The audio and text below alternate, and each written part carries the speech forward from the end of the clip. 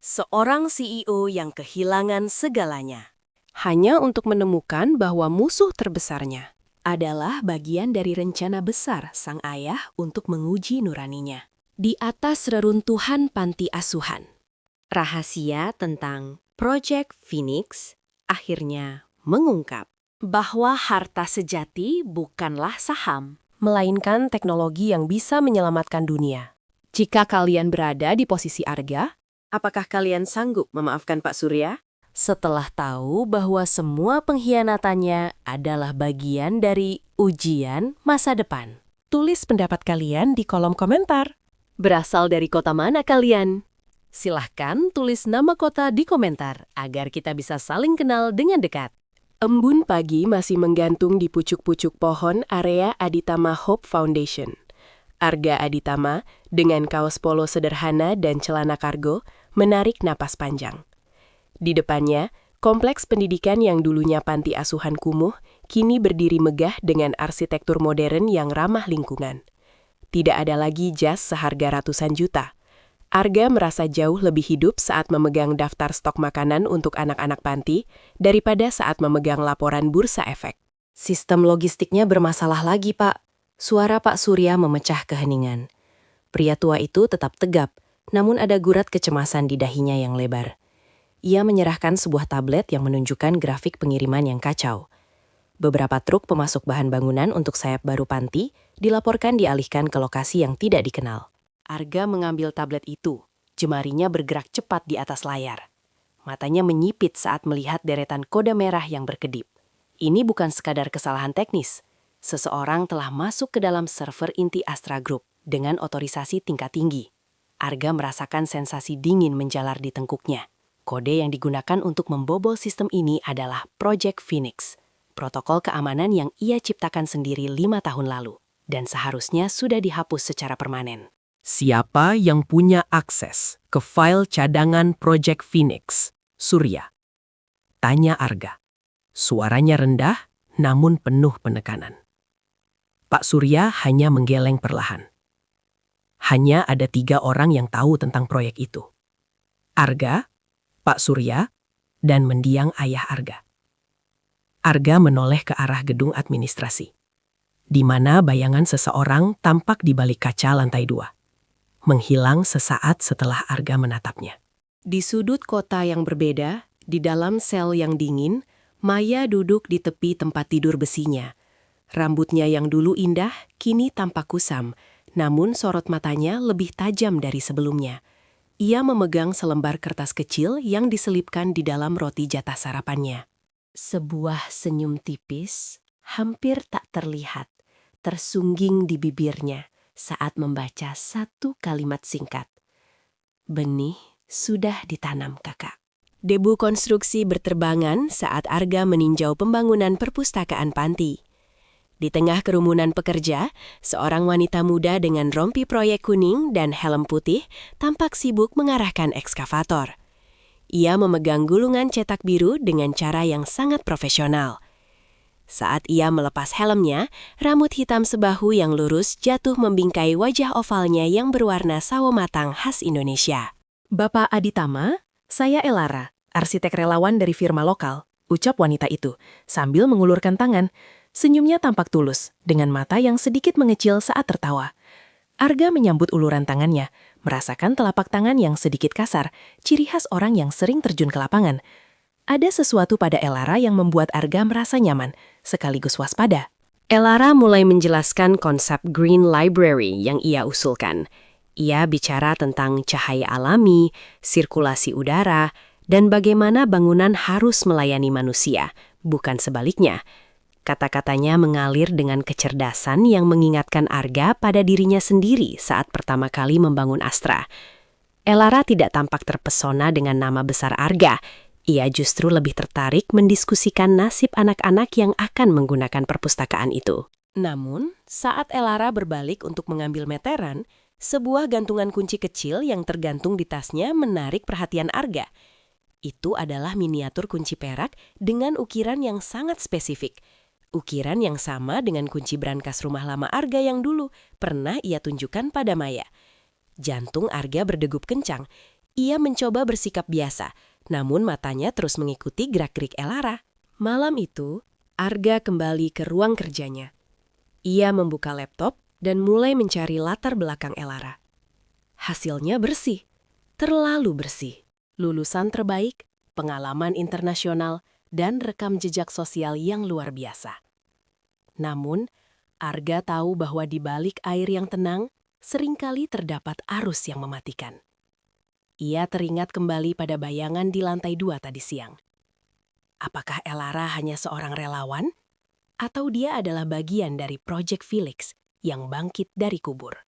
Ruang server Astra Group terendam dalam cahaya biru neon yang statis. Arga berdiri di depan monitor raksasa, mengamati aliran data yang bergerak seperti aliran sungai digital. Pak Surya berada di sampingnya, mengetikkan serangkaian perintah dekripsi. Seseorang mencoba membangkitkan protokol ini dari server cadangan di Singapura, Pak. Ini serangan dari dalam, tapi dilakukan dari jarak jauh. Arga mengusap dagunya yang mulai ditumbuhi janggut tipis. Serangan ini tidak bertujuan mencuri uang. Ini adalah sabotase operasional. Jika logistik panti lumpuh, kepercayaan masyarakat pada Yayasan Arga akan runtuh. Musuh kali ini tidak menggunakan kekerasan atau hinaan seperti Reno. Mereka menggunakan kecerdasan dan sistem yang dibangun Arga sendiri untuk menjatuhkannya. Tiba-tiba, layar monitor berubah menjadi hitam, menyisakan satu baris teks berwarna putih. Apakah kau ingat bagaimana rasanya kehilangan rumah, Arga? Pesan itu hanya bertahan 5 detik sebelum menghilang dan sistem kembali normal. Arga mengepalkan tangannya hingga buku-bukunya memutih. Kalimat itu adalah rahasia pribadinya yang hanya pernah ia ceritakan pada satu orang di saat-saat paling rentan dalam hidupnya. Maya. Cek semua komunikasi keluar dari penjara, Maya. Perintah Arga dengan suara yang bergetar karena amarah yang tertahan. Pak Surya segera melakukan panggilan telepon. Sementara itu, Arga teringat pada Elara. Tadi sore, Elara memintanya untuk datang ke lokasi proyek pada jam 10 malam untuk melihat simulasi pencahayaan perpustakaan. Apakah ini jebakan? Arga memutuskan untuk pergi sendiri. Saat ia sampai di lokasi konstruksi yang gelap, ia melihat Elara berdiri di tengah kerangka bangunan, hanya diterangi oleh lampu senter ponselnya. Elara tampak sedang menangis, bahunya terguncang pelan. Arga mendekat dengan hati-hati. Elara, ada apa? Tanya Arga. Elara menoleh, wajahnya sembab, dan di tangannya ia memegang sebuah foto tua yang sudah robek. Foto panti asuhan yang sama dengan yang pernah dirobek Maya di depan Arga dulu. Elara buru-buru menyeka air matanya dan menyembunyikan foto itu di balik rompinya. Maaf Pak Arga, saya hanya teringat sesuatu dari masa lalu saya. Saya juga tumbuh tanpa orang tua, ucapnya dengan suara serak. Arga terdiam. Ia ingin percaya, namun kunci perak di tas Elara dan sabotase sistem membuatnya tidak bisa sepenuhnya membuka hati. Di sisi lain kota, Maya sedang berada di ruang kunjungan penjara. Di depannya, seorang pria dengan setelan murah namun rapi duduk dengan tenang. Pria itu bukan pengacara, melainkan salah satu mantan manajer menengah di Astra Group yang dulu dipecat Arga karena korupsi. Maya menyerahkan sebuah amplop coklat melalui celah bawah kaca pembatas. Pastikan Elara tidak melakukan kesalahan, bisik Maya. Suaranya terdengar seperti desis ular. Arga mulai curiga. Dia lebih cerdas daripada yang kita duga. Gunakan emosinya. Dia lemah jika menyangkut masa lalu. Pria itu mengangguk, lalu bangkit dan pergi tanpa mengucapkan sepatah kata pun. Maya menatap punggung pria itu. Matanya berkilat dengan kegilaan yang tersembunyi di balik ketenangan palsunya. Di panti, Pak Surya menemukan sesuatu yang mengejutkan. Pak, ada aliran dana masuk ke rekening pribadi Elara. Jumlahnya tidak besar, tapi pengirimnya anonim dan berasal dari perusahaan cangkang yang dulu pernah berafiliasi dengan Reno Sanjaya. Arga menatap data itu dengan nanar. Semua bukti mulai mengarah pada satu titik. Elara bukan sekedar relawan. Dia adalah senjata yang dirancang khusus untuk menghancurkan Arga dari sisi yang paling intim. Arga kembali menemui Elara yang masih berada di lokasi proyek. Ia memutuskan untuk memainkan permainan ini. Elara, aku ingin kau memimpin seluruh proyek pengembangan Astra Group di seluruh Indonesia. Aku butuh orang sepertimu. Ucap Arga dengan senyum palsu yang sempurna. Elara tampak terkejut, namun matanya menunjukkan kilatan kemenangan yang tertutup rapi. Suatu kehormatan bagi saya, Pak Arga, jawabnya. Arga tahu, ia baru saja memasukkan serigala ke dalam kandangnya sendiri. Penunjukan Elara sebagai Direktur Proyek Strategis Astra Group memicu kontroversi di kalangan direksi. Banyak yang meragukan pengalaman wanita muda itu. Namun Arga tetap pada keputusannya. Ia ingin Elara merasa menang, agar Elara menjadi ceroboh. Di bawah kepemimpinan Elara, proyek-proyek berjalan dengan kecepatan luar biasa. Namun Arga menyadari bahwa setiap detail bangunan memiliki bug tersembunyi. Jalur kabel yang salah, akses pintu darurat yang bisa dikunci dari luar, dan kamera pengawas yang memiliki titik buta. Pak Surya mulai merasa khawatir dengan strategi Arga. Ini berbahaya, Pak. Anda memberikan kunci kerajaan kepada musuh. Arga hanya menatap jendela kantornya yang tinggi, melihat kota yang mulai menyalakan lampu-lampunya. Untuk menangkap ikan besar, kita harus memberikan umpan yang besar, Surya. Biarkan dia merasa sudah memegang kendali. Saat dia merasa paling kuat, disitulah dia paling rapuh. Suatu malam, Elara masuk ke ruang kerja Arga saat Arga tidak ada. Ia tidak menyadari bahwa Arga memantaunya melalui kamera mikro yang tersembunyi di dalam bingkai foto orang tuanya. Elara tidak mencari uang atau dokumen rahasia. Ia menuju ke lemari arsip tua di sudut ruangan dan mengambil sebuah kotak kayu kecil yang berisi jam tangan mekanik miliaran rupiah milik Arga. Jam tangan yang dulu disembunyikan di bawah seragam cleaning service-nya. Elara memegang jam tangan itu dengan tangan gemetar. Ia tidak mengambilnya. Sebaliknya, ia menaruh sebuah pelacak GPS super kecil di bagian dalam tali jam tersebut. Namun, hal yang paling mengejutkan adalah apa yang dilakukan Elara selanjutnya. Ia mengeluarkan sebuah botol kecil berisi cairan bening dan meneteskannya ke atas jam tangan itu. Cairan itu bukan racun, melainkan zat kimia yang bisa melacak suhu tubuh penggunanya secara real-time. Arga melihat semua itu dari layar ponselnya. Ia menyadari bahwa Elara tidak hanya ingin menghancurkan bisnisnya, tapi ingin memantau setiap detak jantungnya. Saat Elara hendak keluar, pintu ruangan terbuka. Arga berdiri di sana dengan wajah tenang, namun matanya menatap tajam ke arah tangan Elara yang masih berada di dekat kotak kayu. Elara terpaku, napasnya memburu, saat Arga melangkah masuk dan menutup pintu di belakangnya dengan suara klik yang mencekam. Udara di dalam ruang kerja Arga terasa membeku. Elara berdiri mematung, jemarinya masih berada di atas kotak kayu jati yang terbuka. Arga melangkah mendekat, suara sepatunya beradu dengan lantai marmer menciptakan gema yang mengintimidasi. Ia tidak melihat ke arah Elara, melainkan pada jam tangan mekanik yang kini tampak basah oleh cairan bening.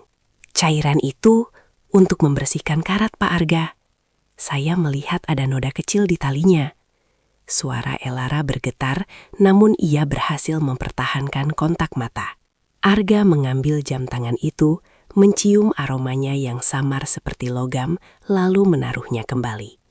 Ia tahu itu adalah sensor pelacak suhu, bukan pembersih. Kau sangat perhatian, Elara. Terlalu perhatian untuk seorang arsitek. Arga berucap dingin.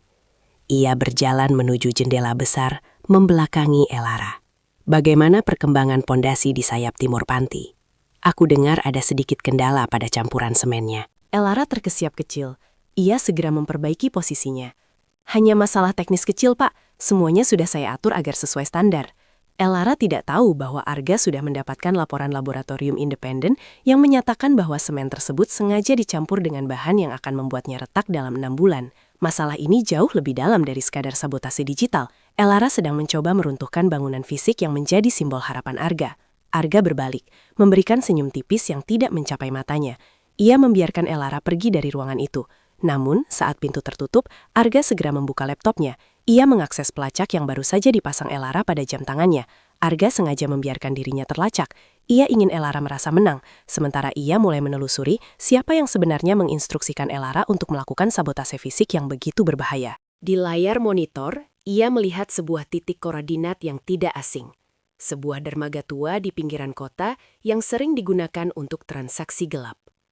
Malam itu, kabut tipis menyelimuti pelabuhan rakyat. Arga duduk di dalam mobil hitamnya yang terparkir di balik tumpukan kontainer berkarat. Ia tidak menggunakan sopir.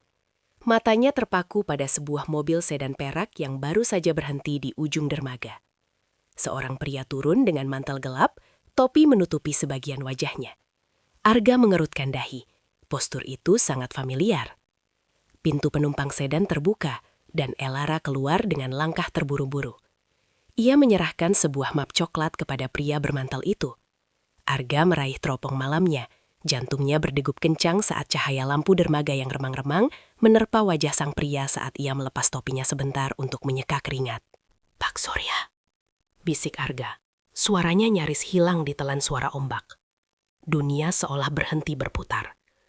Pria yang sudah ia anggap sebagai ayah kedua, orang yang menyelamatkannya dari jalanan dan membantunya membangun Astra Group, kini terlihat sedang tertawa kecil sambil menepuk bahu Elara. Arga merasa oksigen di sekitarnya mendadak hilang. Ia melihat Elara menyerahkan sesuatu yang berkilau, sebuah kartu akses berwarna emas. Itu adalah kartu akses fisik tunggal ke brankas penyimpanan data utama Astra Group yang berada di bawah tanah. Arga meremas kemudi mobilnya hingga kuku-kukunya memutih. Rasa sakit karena pengkhianatan ini jauh lebih perih daripada saat Maya merendahkannya dulu. Arga ingin keluar dan berteriak, namun logikanya menahan tubuhnya. Ia harus tahu seberapa jauh pengkhianatan ini mengatar. Saat kedua orang itu masuk kembali ke dalam mobil dan pergi, Arga hanya bisa menatap aspal basah dengan tatapan kosong, menyadari bahwa ia kini benar-benar sendirian di tengah medan perang. Pagi harinya, Arga berada di ruang arsip pribadi ayahnya di rumah lama yang sudah ia pugar. Ia mencari sesuatu yang selama ini ia abaikan. Sebuah laci rahasia di balik rak buku yang hanya bisa dibuka dengan urutan buku tertentu. Dengan tangan gemetar, ia menarik sebuah buku harian tua bersampul kulit yang sudah mengelupas. Halaman demi halaman ia buka, hingga matanya terpaku pada sebuah nama yang tertulis di tahun yang sama dengan kelahirannya, Larasati. Di sana tertulis bahwa ayah Arga pernah memiliki hubungan serius dengan seorang wanita sebelum menikahi ibu Arga. Ada sebuah foto terselip, seorang wanita cantik dengan mata yang sangat mirip dengan Elara menggendong seorang bayi perempuan. Jadi ini alasannya, gumam Arga. Elara bukan sekadar orang asing yang dibayar Maya. Dia adalah bagian dari darah Aditama yang terbuang. Rasa iba sempat melintas di hati Arga, namun ia teringat pada semen yang rusak di panti asuhan. Dendam telah mengubah Elara menjadi sosok yang tega membahayakan nyawa anak-anak yatim demi menghancurkan Arga. Tiba-tiba, suara langkah kaki terdengar di koridor. Arga segera menutup laci rahasia itu. Pak Surya masuk dengan membawa nampan berisi teh hangat. Wajahnya tampak tenang seperti biasanya, seolah pertemuan di dermaga semalam tidak pernah terjadi. "Anda tampak kurang tidur, Pak Arga. Ada masalah dengan proyek baru?" tanya Pak Surya dengan nada kebapakan yang kini terdengar sangat palsu di telinga Arga. Arga menatap mata pria tua itu, mencari sedikit saja gurat rasa bersalah, namun ia hanya menemukan ketenangan yang dingin.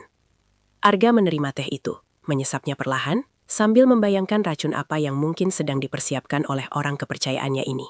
Sebuah rapat darurat direksi digelar di lantai paling atas gedung Astra Group. Elara berdiri di depan layar besar, mempresentasikan rencana penyelamatan sistem logistik yang sedang kacau. Ia mengusulkan pengalihan seluruh otorisasi pengiriman kepada sebuah perusahaan pihak ketiga yang baru saja dibentuk. Arga duduk di ujung meja, mengamati setiap reaksi direktur lainnya. Perusahaan ini memiliki teknologi enkripsi terbaru yang bisa menangkal proyek Phoenix, ujar Elara dengan percaya diri. Pak Surya, yang duduk di samping Arga, mengangguk setuju. "Saya sudah memeriksa profilnya, Pak Arga. Ini adalah langkah terbaik untuk menenangkan para investor."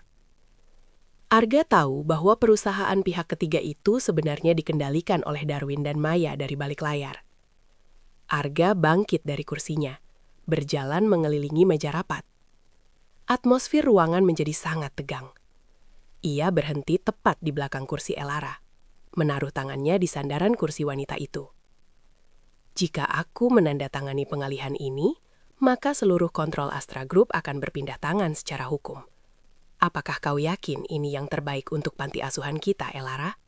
Tanya Arga, memberikan penekanan pada kata kita. Elara sempat ragu, matanya melirik ke arah Pak Surya. Namun, ambisinya lebih kuat. Tentu saja, Pak Arga. Ini demi kebaikan bersama. Arga mengambil pena emasnya, lalu dengan gerakan perlahan, ia membubuhkan tanda tangan di atas dokumen digital tersebut. Ruangan itu meledak dalam tepuk tangan, sementara Elara dan Pak Surya saling bertukar pandang penuh kemenangan. Mereka tidak menyadari bahwa dokumen yang ditandatangani Arga memiliki klausul tersembunyi yang hanya akan aktif jika terjadi upaya pengosongan rekening perusahaan dalam waktu 24 jam. Malam puncak perayaan ulang tahun Aditama Hope Foundation berlangsung meriah. Arga berdiri di atas panggung, memberikan pidato tentang pentingnya kepercayaan dan keluarga. Di bawah panggung, Elara tampak anggun dengan gaun hitamnya. Sementara Pak Surya berdiri di sudut ruangan, terus memantau jam tangannya. Mereka sedang menunggu waktu yang tepat untuk melakukan serangan terakhir. Setelah pidato selesai, Arga meminta Pak Surya untuk menemaninya ke ruang brankas bawah tanah. Ada sesuatu yang ingin aku tunjukkan padamu, Surya. Sebuah warisan yang ayahku tinggalkan khusus untukmu, ucap Arga dengan nada penuh haru. Pak Surya mengangguk. Namun di balik jasnya, ia meraba sebuah alat pemancar sinyal yang akan mematikan seluruh CCTV di area tersebut. Saat mereka sampai di depan pintu baja raksasa, Pak Surya mengeluarkan kartu akses emas yang ia terima dari Elara di dermaga. Pintu terbuka dengan suara desis hidrolik.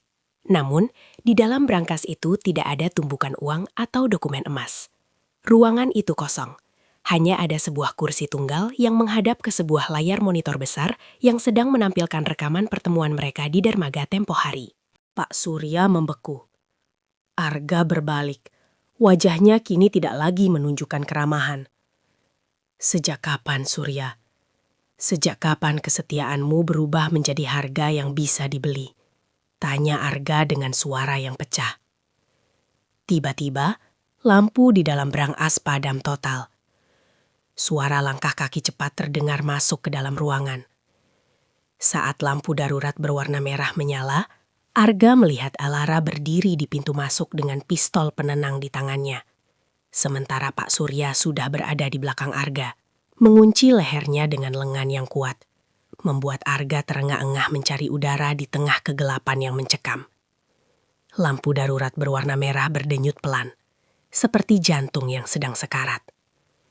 Di dalam brankas bawah tanah yang kedap suara, Arga merasakan cengkraman lengan Pak Surya mengunci trakeanya. Oksigen terasa semakin tipis, namun matanya tetap tertuju pada Elara. Wanita itu berdiri mematung, pistol penenang di tangannya sedikit gemetar. Air mata mulai membasahi pipi Elara, kontras dengan wajah Pak Surya yang sedingin batu. Kau pikir aku melakukan ini demi uang, Arga? Suara Pak Surya terdengar parau tepat di telinga Arga. Aku melakukannya demi keadilan. Ayahmu membangun kerajaan ini di atas air mata Larasati. Dia membiarkan wanita yang paling mencintainya mati dalam kemiskinan. Sementara kau tumbuh dalam kemewahan yang seharusnya dibagi dua. Cengkraman itu sedikit melonggar, memberi ruang bagi Arga untuk terbatuk pelan. Arga menatap Elara dengan pandangan sayu. Jadi, kau tahu Elara? Kau tahu kita memiliki darah yang sama? Elara terisak. Ia menurunkan senjatanya. Aku tidak ingin kemewahan, Arga. Aku hanya ingin pengakuan. Aku tumbuh dengan melihat foto ayahmu di koran sebagai pahlawan, sementara ibuku bekerja sampai nafas terakhirnya, hanya untuk membelikanku sepatu sekolah bekas. Pak Surya adalah satu-satunya orang yang peduli pada kami. Arga menutup matanya sejenak. Ia tidak merasakan amarah, hanya kesedihan yang mendalam atas rahasia yang disimpan ayahnya. Jika pengakuan yang kau cari, kau tidak perlu menyabotase panti asuhan Elara. Kau tidak perlu merusak semen itu. Elara tersentak, wajahnya pucat. Sebelum ia sempat menjawab, ponsel di saku Pak Surya bergetar hebat. Sebuah pesan dari Maya di penjara masuk, memerintahkan mereka untuk segera menyelesaikan pemindahan aset sebelum protokol darurat Astra Group terkunci secara permanen. Pak Surya menarik Arga berdiri, mendorongnya ke arah terminal komputer utama brankas, memaksa Arga untuk memasukkan kode biometrik terakhir yang akan menghapus hak kepemilikannya selamanya. Pagi hari di kantor pusat Astra Group tidak pernah terasa semencekam ini. Elara kini duduk di kursi CEO yang selama ini ditempati Arga. Ia mengenakan setelan jas formal berwarna krem, namun tubuhnya tampak terlalu kecil untuk kursi yang begitu besar itu. Di depannya, dokumen pengalihan aset telah disahkan oleh notaris. Arga secara resmi telah kehilangan segalanya, rumah, perusahaan, hingga nama besarnya. Arga berdiri di Lumidala, membawa sebuah kotak kardus berisi barang-barang pribadinya. Para karyawan yang dulu membungkuk hormat kini membuang muka. Beberapa bahkan berbisik-bisik tentang kejatuhan sang raja. Arga berjalan menuju pintu keluar dengan kepala tegak. Ia tidak menuju hotel mewah atau rumah singgah. Tujuannya hanya satu, panti asuhan, yang kini mulai menunjukkan retakan di dinding-dindingnya, akibat semen cacat yang dipasang Elara. Di atas sana, Elara menatap Arga melalui jendela kaca besar. Tangannya menggenggam kartu akses emas dengan erat hingga telapak tangannya memerah. Ia telah mendapatkan apa yang ia inginkan. Namun rasa hampa justru menyerang jantungnya. Pak Surya berdiri di belakangnya, menaruh tangan di bahunya. Ini adalah awal baru bagi kita, Elara. Kau adalah pewaris tunggal Aditama sekarang, ucap Pak Surya. Namun Elara tidak merasa seperti seorang pemenang. Tiba-tiba, alarm keamanan gedung berbunyi. Di layar monitor, terlihat tim audit pajak dan kepolisian masuk ke lobi. Dokumen yang ditandatangani Arga kemarin ternyata memicu laporan otomatis mengenai transaksi mencurigakan ke perusahaan cangkang milik Darwin. Elara menyadari bahwa Arga tidak menyerahkan perusahaan itu kepadanya, melainkan menyerahkan sebuah bom waktu yang siap meledak. Ia melihat Arga di kejauhan, berhenti sebentar di trotoar, lalu menoleh ke arah jendela kantor CEO dan memberikan sebuah hormat kecil sebelum menghilang di balik kerumunan orang. Arga duduk di lantai teras panti asuhan yang mulai retak, dikelilingi oleh anak-anak yang tidak mengerti apa yang sedang terjadi. Ia tidak lagi memegang tablet canggih, melainkan sebuah map tua yang sempat ia selamatkan dari ruang arsip ayahnya. Di dalamnya, ia menemukan surat-surat yang tidak pernah terkirim, surat-surat dari ayahnya untuk Larasati. Dia tidak pernah meninggalkan ibumu, Elara, gumam Arga pada dirinya sendiri saat membaca baris demi baris tulisan tangan ayahnya yang gemetar. Terungkap bahwa ayah Arga dipaksa oleh ayah Darwin untuk menjauh dari Larasati dengan ancaman pembunuhan. Ayah Arga mengirimkan uang setiap bulan melalui sebuah perantara. Namun uang itu ternyata dikorupsi oleh sang perantara, yang tidak lain adalah Pak Surya muda saat itu. Arga merasakan dunianya berputar. Pak Surya bukan pahlawan bagi Elara. Dia adalah parasit yang menciptakan kebencian ini untuk menutupi dosanya sendiri di masa lalu. Pak Surya membiarkan Larasati menderita agar ia bisa terus mengambil uang kiriman ayah Arga. Dan kini ia menggunakan Elara sebagai alat untuk menguasai Astra Group sepenuhnya. Arga harus memberitahu Elara, namun ia tidak memiliki akses komunikasi lagi. Sementara itu, di kantor CEO, Elara mulai menemukan kejanggalan dalam laporan keuangan lama yang diberikan Pak Surya. Ada selisih dana besar yang hilang di tahun-tahun ibunya menderita. Saat ia mencoba menanyakan hal itu pada Pak Surya, pria tua itu hanya memberikan jawaban yang mengelak dan mulai bersikap posesif terhadap semua keputusan Elara.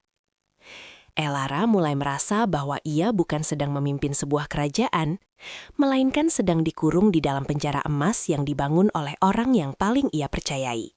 Rapat pemegang saham luar biasa digelar dengan agenda pengukuhan Elara sebagai pemimpin baru. Ruangan itu dipenuhi oleh para konglomerat yang haus akan kekuasaan. Elara berdiri di mimbar, siap membacakan pidato kemenangannya. Namun, pintu aula terbuka lebar. Arga masuk dengan pakaian yang kusam dan sepatu yang berdebu. Persis seperti saat ia menyamar sebagai cleaning service dulu. "Berhenti!" Suara Arga menggema, menghentikan seluruh bisikan di ruangan itu. Ia berjalan menuju panggung, mengabaikan petugas keamanan yang mencoba menahannya. Ia melemparkan map tua itu ke atas meja di depan Elara. "Baca ini, Elara. Baca surat-surat ayahmu. Baca siapa sebenarnya yang membuat ibumu menderita selama puluhan tahun." Elara mengambil surat-surat itu dengan tangan gemetar. Ia membaca satu persatu. Wajahnya berubah dari pucat menjadi merah padam. Pak Surya mencoba merebut surat itu, namun Arga menghalanginya. Di depan semua pemegang saham, Arga mengungkapkan hasil tes DNA yang ia lakukan secara diam-diam melalui sampel rambut Elara di helm proyek. "Dia memang adikku. Dia adalah pewaris sah Astra Group. Dan aku tidak akan membiarkan dia dipimpin oleh seorang pengkhianat seperti kau, Surya." Pak Surya tertawa gila, menyadari penyamarannya terbongkar. Ia mengeluarkan sebuah remote kontrol kecil dari sakunya. "Jika aku tidak bisa memilikinya, maka tidak akan ada yang bisa," teriaknya. Remote itu terhubung dengan peledak kecil yang dipasang di struktur pondasi panti asuhan yang semennya sudah dirusak. Pak Surya menekan tombolnya, dan suara ledakan tumpul terdengar di kejauhan. Getarannya terasa hingga ke lantai gedung utama. Elara menjerit, menyadari bahwa anak-anak di panti dalam bahaya besar karena ulahnya sendiri yang merusak pondasi itu sebelumnya. Kekacauan melanda aula rapat. Pak Surya segera diringkus oleh petugas keamanan, namun ia terus tertawa puas. Arga dan Elara tidak memedulikan harta atau jabatan lagi. Mereka berlari keluar gedung menuju panti asuhan yang berjarak beberapa kilometer. Sepanjang jalan, Elara menangis terseduh-seduh, memohon maaf kepada Arga atas segala kebutaannya selama ini. Saat mereka sampai, debu tebal menyelimuti area panti. Sebagian sayap bangunan telah runtuh. Arga segera menerjang masuk ke dalam reruntuhan, mencari keberadaan anak-anak dan Ibu Sari. Elara mengikuti di belakang, menggunakan tangan kosongnya untuk menyingkirkan puing-puing beton yang kasar, mengabaikan kuku-kukunya yang mulai patah dan berdarah. Harga dirinya sebagai seorang aditama hancur berkeping-keping, digantikan oleh rasa tanggung jawab yang murni. Mereka berhasil mengevakuasi semua orang, namun Ibu Sari terjepit di bawah tiang penyangga utama yang sudah retak parah. Arga berusaha menahan beban tiang itu dengan bahunya, sementara Elara mencoba menarik Ibu Sari keluar.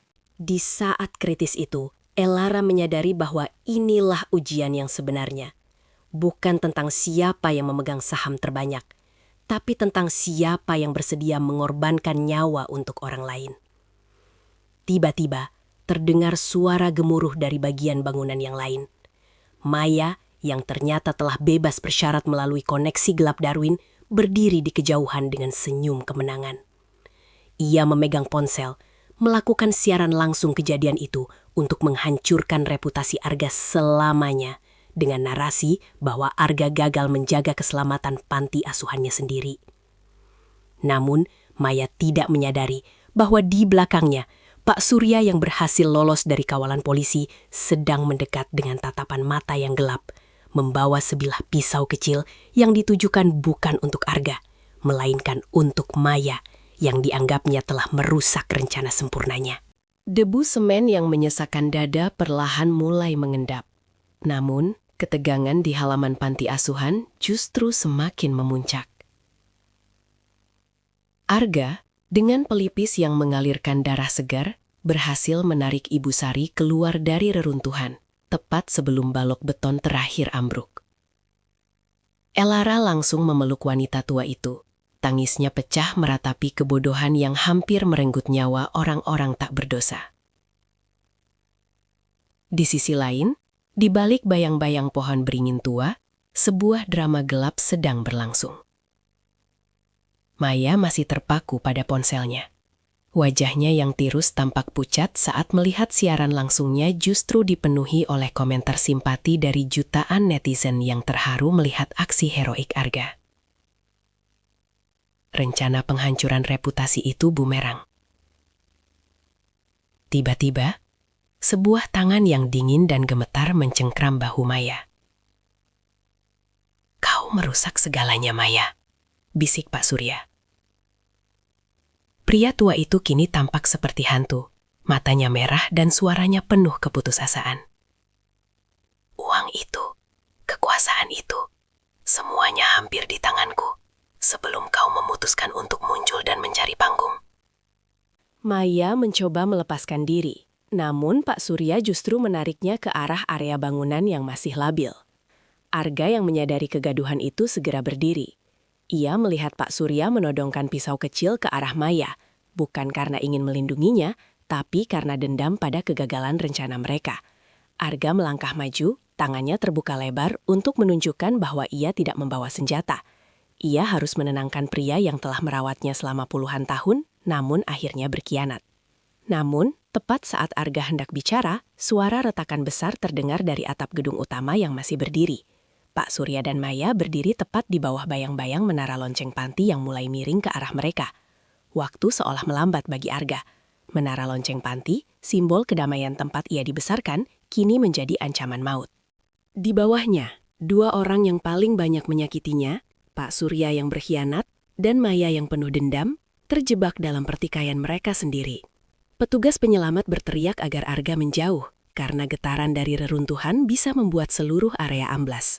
"Arga, tolong aku!" teriak Maya. Matanya membelala ketakutan saat melihat bayangan besar menara mulai menutupi tubuhnya. Pak Surya justru terdiam, ia melepaskan pisau dan cengkeramannya, menatap menara itu seolah menerima takdirnya sebagai bayaran atas dosa-dosanya selama puluhan tahun. Arga dihadapkan pada pilihan mustahil. Jika ia mencoba menyelamatkan mereka, ia mempertaruhkan nyawanya dan meninggalkan Elara yang baru saja ia temukan sebagai saudara. Namun, jika ia diam, ia akan membiarkan kebencian menang. Dengan teriakan yang membelah udara, Arga justru berlari ke arah pusat kontrol listrik panti yang berada di dekat menara. Ia tidak mencoba menarik mereka secara fisik, ia mengaktifkan pengait hidrolik darurat yang dulu ia pasang saat merenovasi panti. Baja pengait itu berdenting keras, menahan jatuhnya menara lonceng hanya untuk beberapa detik, waktu yang cukup bagi petugas untuk menarik Maya dan Pak Surya keluar dari zona bahaya. Menara itu akhirnya jatuh dengan suara berdentum yang mengerikan, menghancurkan pusat kontrol tersebut. Arga terlempar akibat ledakan kecil pada panel listrik. Saat asap mulai menipis, Elara berlari ke arah Arga yang terbaring lemas. Arga tersenyum tipis sambil memegang sebuah kunci digital yang ia ambil dari panel tersebut.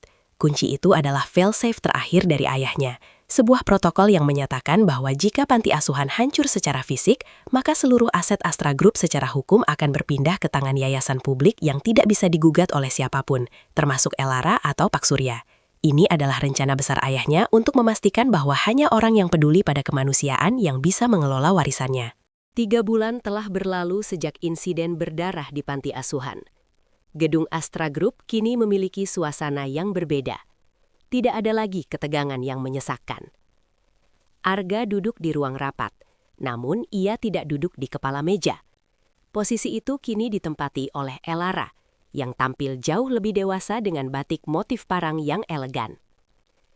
Arga memilih menjadi penasihat utama, memberikan ruang bagi adiknya untuk memperbaiki kesalahan masa lalu. Pak Surya dan Maya telah menerima vonis mereka. Pak Surya dihukum atas tuduhan penggelapan dana selama puluhan tahun dan percobaan pembunuhan. Sementara Maya kembali ke balik jeruji besi karena pelanggaran bebas bersyarat dan keterlibatan dalam sabotase industri. Namun, Argan melakukan sesuatu yang tidak terduga. Ia rutin mengunjungi mereka, bukan untuk menghina, tapi untuk membawakan buku-buku dan memastikan mereka mendapatkan hak-hak dasar yang layak. "Aku tidak pernah menyangka akan memiliki seorang kakak sepertimu," ucap Elara saat mereka berjalan menyusuri koridor lobi. Ia baru saja menandatangani kesepakatan pembangunan panti asuhan baru yang jauh lebih aman dan modern. Arga menepuk bahu Elara. "Ayah kita membuat kesalahan besar karena menyembunyikanmu, Elara. Aku hanya mencoba memperbaikinya. Astra Group bukan tentang uang kita, tapi tentang bagaimana uang itu bisa menolong orang lain."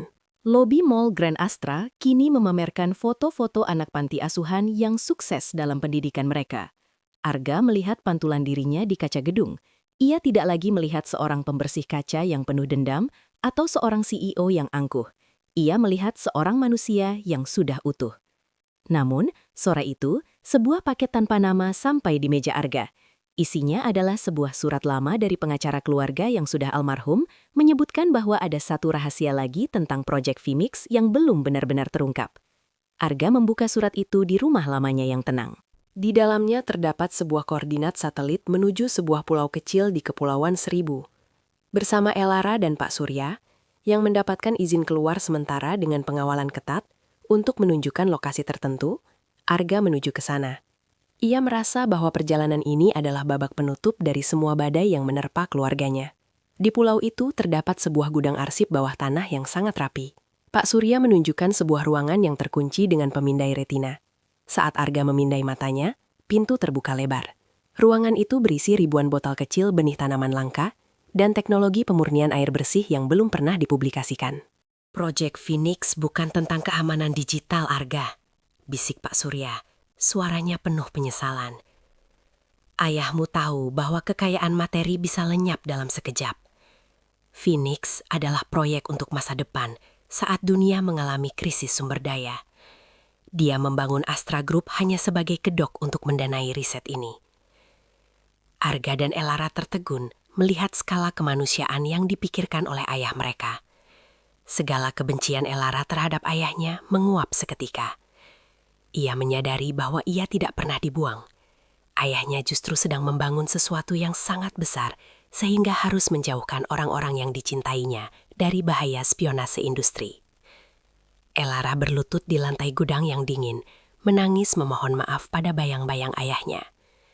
Arga merangkulnya, menyadari bahwa warisan mereka jauh lebih berat daripada emas dan saham. Mereka kini memiliki tanggung jawab untuk memberikan teknologi ini kepada dunia secara gratis. Sebuah tindakan yang akan mengubah wajah ekonomi negara selamanya. Taman panti asuhan yang baru telah selesai dibangun. Anak-anak berlarian di bawah sinar matahari sore yang hangat. Arga duduk di bangku taman, mengamati Elara yang sedang membacakan cerita untuk anak-anak kecil. Pak Surya, yang kini menjalani sisa hidupnya di lembaga pemasyarakatan dengan ketenangan batin, telah menitipkan sebuah pesan terakhir kepada Arga sebelum dipindahkan. Pesan itu mengungkapkan twist terakhir yang paling mengejutkan. Seluruh konflik, sabotase, hingga munculnya Elara sebenarnya adalah bagian dari stres tes atau ujian kelayakan yang dirancang oleh ayah Arga dan Pak Surya sejak Arga masih kecil. Ayah Arga tahu bahwa harta yang besar tanpa karakter yang kuat hanya akan membawa kehancuran. Pak Surya memang melakukan kesalahan di masa lalu. Namun di tahun-tahun terakhirnya, ia setuju untuk menjadi musuh agar Arga dan Elara bisa bersatu dan membuktikan bahwa mereka layak memegang kunci proyek Phoenix. Jadi, semua ini adalah ujian? Tanya Elara saat Arga menceritakan rahasia itu. Arga mengangguk pelan. Ujian untuk melihat apakah kita akan memilih harta atau manusia. Apakah kita akan memilih dendam atau maaf. Dan kita berhasil, Elara. Mereka berdua menatap monumen kecil di tengah taman yang bertuliskan, Aditama, bangkit dari abu demi sesama. Arga mengambil sapu tangan sutranya. Lalu, dengan gerakan refleks, ia mengelap debu di sepatu seorang anak panti yang baru saja jatuh. Ia tidak lagi malu untuk membungkuk. Baginya, kehormatan tertinggi bukan saat orang lain membungkuk padanya, tapi saat ia bisa membungkuk untuk membantu orang lain. Sambil tersenyum ke arah langit, Arga menyadari bahwa penyamaran terbesarnya telah berakhir. Ia bukan lagi sang CEO misterius, melainkan seorang hamba yang menemukan jalannya pulang. Dan di gerbang panti, terlihat seorang wanita muda yang mirip Maya, namun dengan mata yang bercahaya, baru saja mendaftarkan diri sebagai relawan, menandakan bahwa setiap akhir adalah awal dari sebuah penebusan yang baru.